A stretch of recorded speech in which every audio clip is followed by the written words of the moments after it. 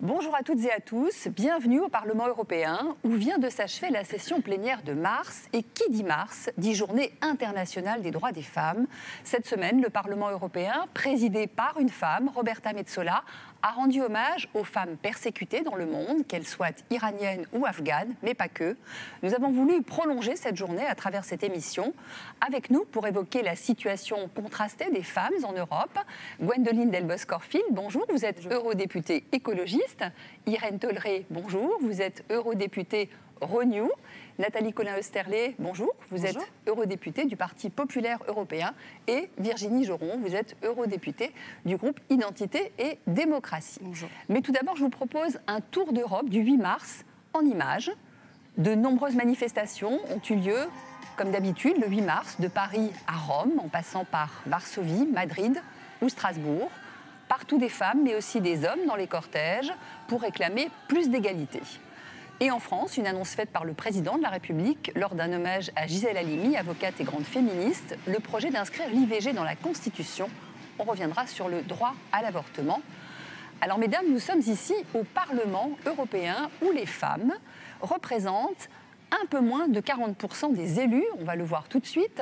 Elles n'ont jamais été aussi nombreuses. Vous n'avez jamais été aussi nombreuses. Pour mesurer le chemin parcouru, il faut se remémorer qu'en 1979, les femmes n'étaient que 16% dans l'hémicycle.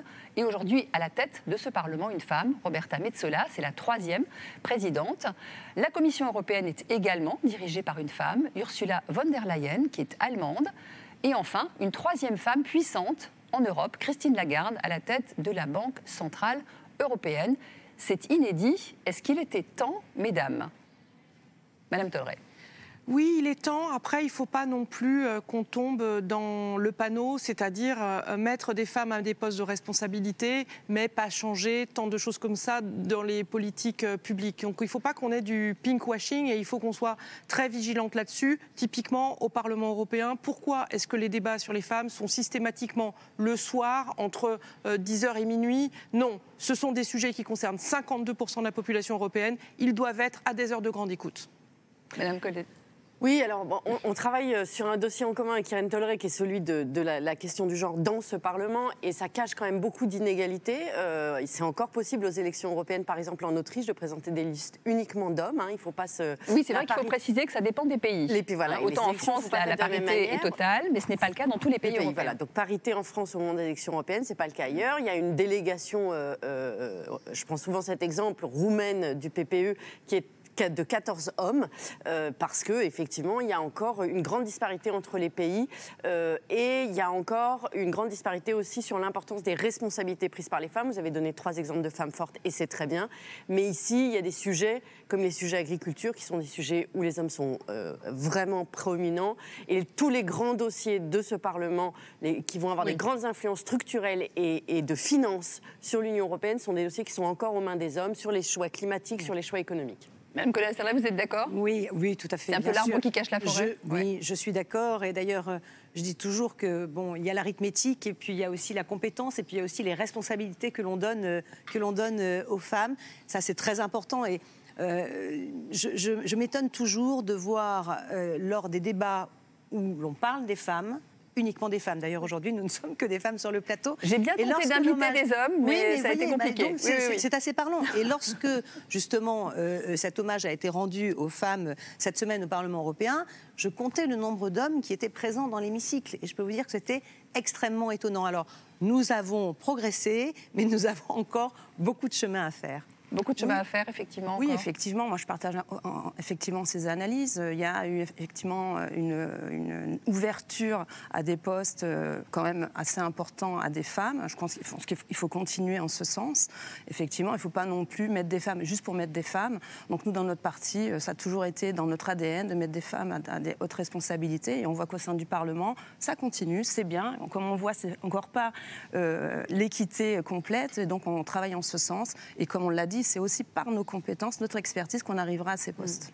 Alors donc on le disait, si les institutions européennes sont relativement exemplaires en la matière, c'est moins vrai lorsqu'on regarde le nombre de femmes chefs de gouvernement en Europe. Elles ne sont que 6 sur 27. Alors on va les découvrir.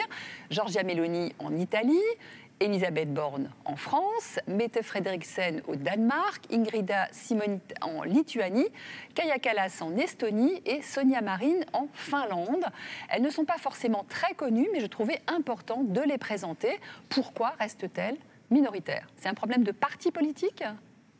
Parce que les partis politiques ne mettent pas suffisamment les femmes en avant? C'est vraiment un problème de structuration de nos sociétés et du fait qu'on met beaucoup de temps à échapper à des siècles et des siècles d'un système qui est patriarcal à peu près partout dans le monde et notamment dans l'Union européenne. Donc c'est la continuité de ça. C'est aussi souvent le fait que, effectivement, c'est là où j'ai un désaccord avec certaines de mes collègues ici, c'est qu'on pense que ça va tenir qu'à la compétence des femmes. Ça n'est pas vrai. Il y a des femmes compétentes depuis toujours et pourtant il y a eu des temps où il n'y avait pas de femmes au pouvoir du tout et c'est pas parce qu'il y avait des femmes incompétentes loin de là. C'est pour ça qu'il faut des règles, il faut savoir avoir les infos. On a un vrai manque d'infos, on se rend pas compte. C'est bien que vous le montriez. On a tendance à penser aujourd'hui, ça y est, c'est fait. Et en fait, c'est dès qu'on voit les chiffres, dès qu'on voit qu'en fait il y a que 6 femmes sur 27 gouvernements qu'on se dit ah oui, en fait, c'est pas si fait que ça. Donc il faut les chiffres et après il faut des règles parfois pour imposer les choses au moins sur un court terme. C'est pour ça qu'il faut défendre des outils tels que la parité ou ce type d'outils. Enfin, nous, pour notre parti, excusez-moi, vous avez eu 2 fois l'opportunité de voter une femme. Et effectivement, le résultat n'a pas été positif. Quand je parle de compétences, c'est compétences reconnues. C'est la reconnaissance. Les compétences, effectivement, on les a depuis des siècles, j'ai envie de dire. Seulement, il y a un manque de reconnaissance et il faut se battre pour qu'on soit reconnu dans nos compétences, dans ses expertises. Effectivement, le chemin est encore à démontrer. Moi, ma chef de parti, effectivement, on le démontre à chaque opportunité, elle a tout le temps l'opportunité de le faire, et on voit bien qu'effectivement, il y a encore cette volonté de ne pas d'être fébrile sur le choix. Au-delà de la serre politique, parce qu'on a quelque chose de très important à aborder, que ce soit à la maison, au travail, l'égalité homme-femme reste une perspective lointaine, même si les inégalités tentent à se réduire. Très concrètement, la première inégalité, mesdames, est salariale. Pareil, on va le découvrir. En 2021, en moyenne, les femmes gagnaient toujours 12,7% de moins que les hommes dans l'Union européenne. On le voit sur cette carte, les inégalités varient de façon importante selon les pays membres. C'est en Roumanie que l'écart est le plus faible, 3,6%. À l'inverse, c'est en Estonie que l'écart est le plus important, 20,5%. Et la France se situe au-dessus de la moyenne européenne, qui est de 12,7%, donc avec un écart de plus de 15%. Que fait l'Union européenne pour réduire, pour supprimer cet écart salarial particulièrement injuste, Nathalie Colin-Esterlé? Alors, elle y travaille, hein. Il y a des textes justement pour réduire ces écarts de salaire et écarts de rémunération. Mais moi, je voudrais revenir sur ce qu'on disait tout à l'heure. Oui, moi, je dis toujours que je préfère la compétence à l'arithmétique. Ce qui est vrai et ce qui se voit notamment dans ces écarts de rémunération, c'est qu'une femme a toujours besoin de prouver davantage ses compétences pour accéder à des postes de responsabilité qu'un homme pour lequel on va estimer plus facilement qu'il est compétent. Voilà, donc ça c'est déjà, il faut quand même le dire parce que c'est vraiment la réalité. Après, c'est vrai qu'on a des écarts de rémunération qui sont dus à différents facteurs. Hein.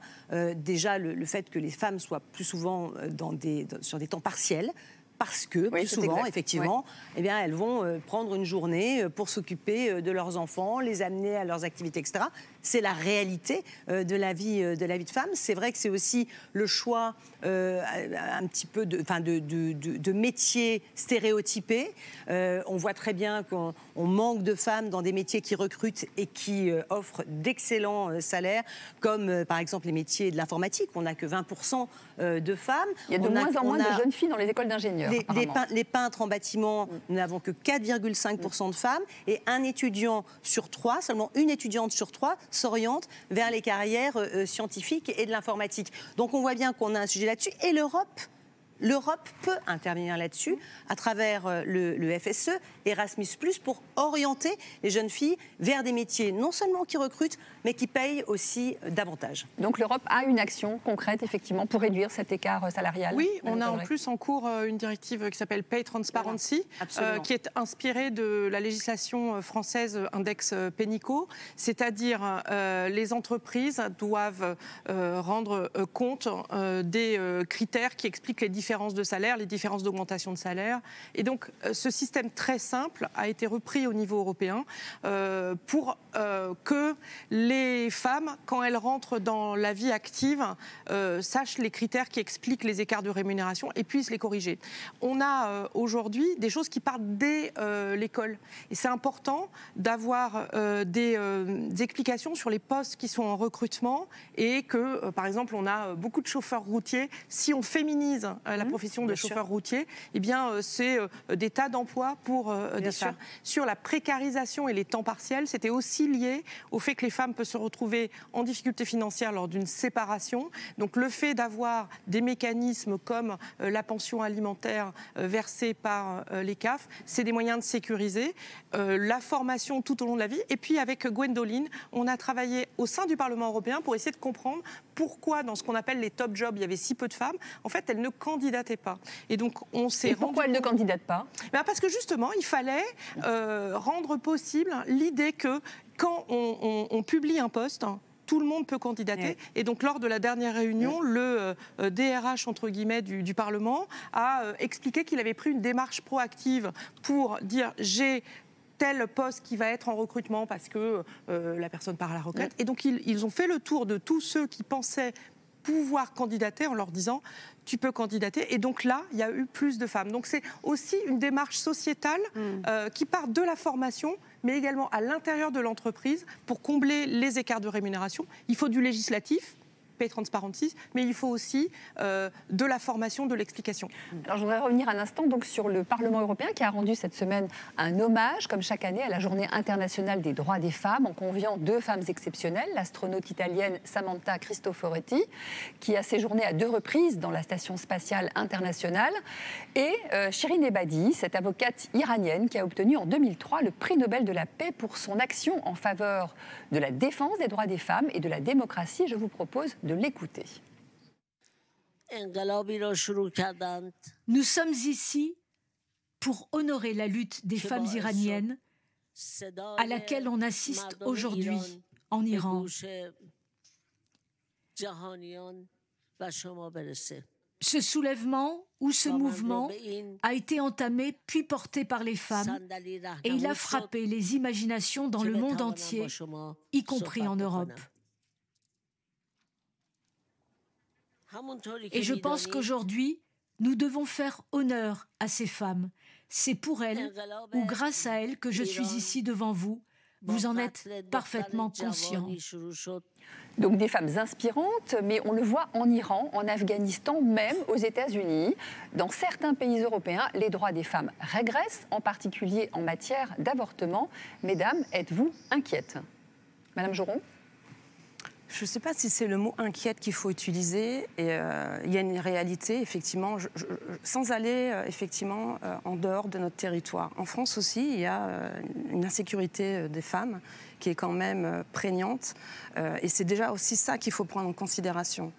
En Iran, effectivement, on l'a dénoncé. Plusieurs fois, on a reçu un collectif de femmes iraniennes parce qu'on voit bien que le régime des talibans est très extrême. Et il faut combattre, vous voulez dire, voilà, des mollahs est très extrême et il faut combattre pour la liberté. C'est notre principe de base, les libertés, même celles-ci. Mais aussi en Europe, on a aussi, pas des mollahs, mais on a aussi un islamisme qui est très présent, qui impose aux femmes le port du voile. Et ça, nous combattons pour que ces femmes retrouvent leur liberté. En matière d'avortement, c'est pareil. Pour nous, c'est un droit acquis qu'il ne faut pas remettre en question. Maintenant, au lieu de s'occuper effectivement des pays à l'autre bout du monde, occupons-nous de ce qui se passe ici en France. Madame Soleray, vous souhaitez réagir, je vous vois. Je me pince un peu parce que sur le rapport Matic, qui était le rapport qui parlait de garantir à toutes les Européennes l'accès à un avortement sûr et légal, votre groupe politique, votre parti politique a voté contre. Donc moi, je veux bien que je suis ravie de voir ce changement. C'est pas au niveau européen que ça doit se passer, c'est au niveau national. Mais bien sûr que si, parce que pour le garantir de la même façon, au niveau national, on n'a jamais remis en question l'avortement est menacé dans le monde entier et y compris en Europe. C'est la vision que nous avons de l'Europe. L'Europe n'a pas à refaire les lois du monde entier. Et donc, s'occuper de notre droit national. Je suis désolée, qui n'est pas remis en question. C'est pas normal qu'elle parle en même temps que moi. Je suis désolée. Essayez de vous écouter, mesdames. Et donc, justement, il faut graver. Et donc, c'est une demande qu'on a portée au moment de la présidence française. Il faut à tout prix inscrire l'avortement dans la Charte des droits fondamentaux. Oui. Il faut une protection constitutionnelle en France, mais il faut aussi une protection au niveau du traité en Europe. Alors justement, dans l'Union européenne, l'avortement est totalement interdit à Malte. En Pologne, il n'est autorisé qu'en cas de viol ou de danger pour la vie de la mère, et ce depuis janvier 2021. Ce retour en arrière revient quasiment à une interdiction formelle de l'IVG. Dans la pratique, l'IVG est fortement limitée dans certains pays en raison de ce qu'on appelle la clause de conscience des médecins qui les autorise à ne pas pratiquer d'actes contraires à leurs convictions éthiques. Et en Italie, il représente 71% des praticiens. On voit tout de suite le reportage de Raphaël Shapira. En Ombrie, depuis l'arrivée au pouvoir de la Ligue, parti de droite, il est de plus en plus difficile d'avorter. À 67 ans, alors qu'elle devrait être à la retraite, Marina Toschi est débordée. La gynécologue doit accueillir une nouvelle patientèle dans son cabinet de Pérouse. Des femmes qui n'arrivent plus à avorter près de chez elle. Cette dame a dû aller en Toscane pour avorter, parce qu'ici, elle ne trouvait pas de solution. Alors que normalement, elle devrait pouvoir venir ici, à 100 mètres de chez elle. Dans la région, elle est l'une des dernières à accepter de prescrire la pilule abortive et à assurer le suivi des femmes. Souvent, elles vont chez un médecin qui leur fait une échographie, mais qui ne leur fait pas d'ordonnance pour avorter. Toutes les semaines, il m'arrive des femmes qui n'ont pas trouvé de solution.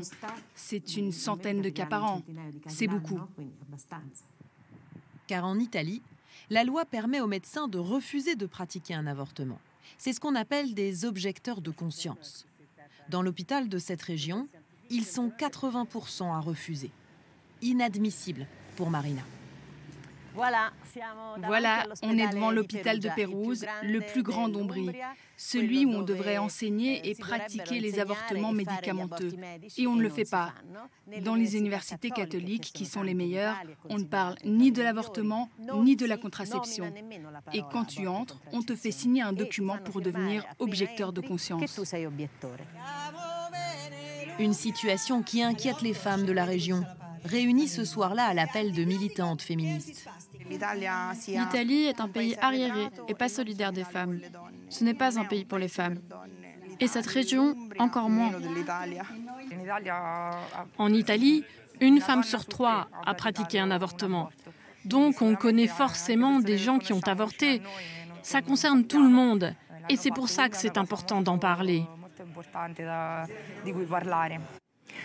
Gwendoline Delbos-Corfield, l'exemple italien fait un petit peu froid dans le dos parce qu'on se dit que finalement, de façon un petit peu,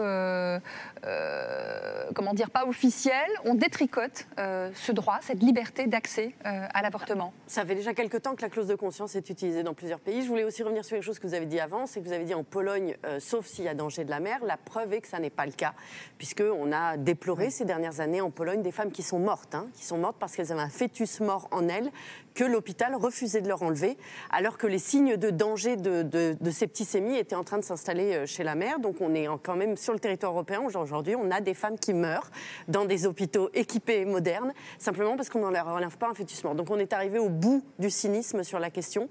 Effectivement, on a une régression. On a une régression des droits de manière générale aujourd'hui dans l'Union européenne, et on sait que les femmes sont toujours dans les premières victimes quand il y a régression des droits. Donc comme le disait François Giron. Et en même temps, c'est mitigé parce que c'est vrai qu'au niveau un petit peu européen, il y a un vrai maintenant intérêt d'un certain nombre de personnes ici. Les votes ont changé au Parlement européen ces dernières années. Ils sont en majorité pour l'avortement, ils sont en majorité pour les droits sexuels et reproductifs. Et donc c'est un peu mitigé parce qu'on est de plus en plus nombreux à vouloir se battre pour qu'il y ait effectivement écrit dans les textes, pas simplement l'avortement d'ailleurs, mais les droits sexuels et reproductifs en général, parce qu'il y a aussi l'accès à la contraception, l'accès aux soins, l'accès à l'éducation sexuelle. Il faut aussi que les hommes prennent leur part dans cette discussion-là. Il y a aujourd'hui la jeunesse. Mais là, on le voit, c'est compliqué parce qu'on se heurte effectivement à la clause de conscience des médecins, parce que ça a beau être gravé dans le marbre. Tout finalement. ça c'est pas une clause de conscience qui est totalement une vraie clause de conscience. C'est une pression de la société. C'est bien dit aussi. Les cliniques catholiques vont obliger à ça. Ailleurs, ça sera une autre idéologie. Ça dépend des pays. Donc, c'est à la société de faire pression parce que là, il y a un paradoxe assez fort parce qu'aujourd'hui, quand il y a des enquêtes, en fait, les gens sont prêts à avorter, mais il y a aussi des lobbies qui sont très forts. Il y a beaucoup d'argent qui viennent des États-Unis, d'Arabie Saoudite, de Russie, pour mettre la pression sur les politiques et sur les médecins. Donc ça, c'est des choses qu'on peut combattre collectivement. Alors, je voudrais qu'on aborde un autre gros dossier, Nathalie Colonna-Oesterlé, qui vous concerne, les violences faites aux femmes. 2 chiffres terribles. La moitié des Européennes subiront au moins une forme de violence domestique au cours de leur vie. Entre 2010 et 2021, au moins 6500 femmes ont été tuées par un membre masculin de leur famille ou leur compagnon. Et on a pourtant l'impression, face à ces chiffres glaçants, que cette guerre silencieuse contre les femmes est en passe d'être perdue. Madame Joron, une réaction et ensuite Madame Colonna-Oesterlé. Oui, effectivement, c'est une réalité. Les chiffres sont déconcertants. On voit que la courbe ne fait qu'augmenter. Effectivement, dans les rapports que nous avons vus ici au sein du Parlement, nous avons toujours soutenu cette position. La violence, en plus avec la crise Covid, on a vu que ça a exacerbé les tensions dans certains foyers. Donc c'est une priorité. Je pense que ça doit être une des priorités parce que ça touche toutes les femmes, ça touche les enfants aussi. Moi, j'ai reçu ici des collectifs d'associations de protection de l'enfance parce que ça aussi, c'est un sujet important parce que beaucoup d'enfants, suite à ces violences domestiques, les enfants sont aussi les premiers à avoir les conséquences de ces situations. Et qu'est-ce qu'on fait de ces enfants ? Et là, il y a aussi un vrai sujet, je vous demande aussi de prendre ce sujet à cœur, c'est les associations de l'aide à l'enfance qui est gérée par les conseils départementaux. Il y a un vrai sujet, ça fait des années qu'on dénonce cette mauvaise protection des enfants et avec effectivement des dérives qu'on voit. Et là-dessus, même l'Europe n'a pas encore ouvert ce dossier et je souhaite qu'à un moment, elle le prenne en main. Nathalie Colonna-Oesterlé, vous êtes rapporteure pour votre groupe donc sur cette future directive de lutte contre les violences faites aux femmes et les violences domestiques. Que va changer cette directive ? Déjà rappeler effectivement quelques chiffres. On a 7 femmes qui meurent tous les jours dans l'Union européenne sous les coups de leur conjoint ou ex-conjoint. C'est une femme sur 3 qui subit des violences sexuelles ou physiques. En France, c'est une femme tous les 2 jours à 2 jours et demi qui meurt sous les coups de son conjoint. Et on a 213 000 femmes par an qui sont victimes de violences et seulement 18% d'entre elles portent plainte. Donc il faut rappeler toujours ces chiffres pour prendre conscience de l'ampleur du problème. Alors pourquoi une directive ? On avait la Convention d'Istanbul qui a bien du mal à être ratifiée par tous les États membres. Et donc aujourd'hui, on a décidé d'anticiper sur cette ratification.